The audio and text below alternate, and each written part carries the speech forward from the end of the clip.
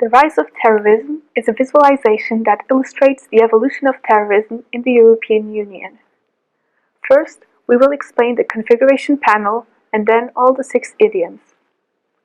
We have 4 drop-down lists that allow us to select the desired country, target type, attack type, and terrorist group.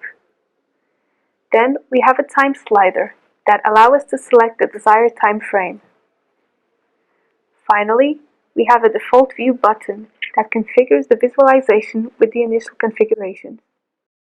The first idiom is a choropleth map that shows the total number of attacks for each European Union country. We can select a country, which will update both the configuration panel and the remaining idioms. The line chart shows the evolution of terrorist attacks over the years. We can use the checkboxes to choose the variables displayed in the chart. The bubble chart shows the correlation between the number of fatalities and the capital invested in military services.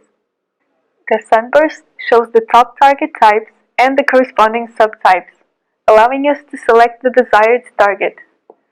This will update both the configuration panel and the remaining idioms.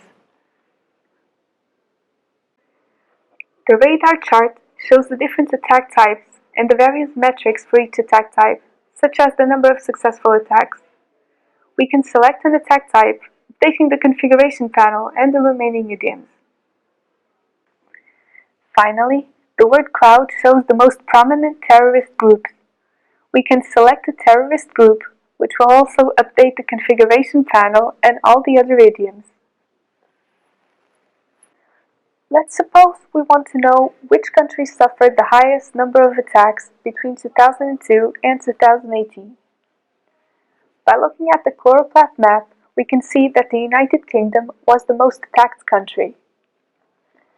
Now we want to study the terrorism situation in the United Kingdom.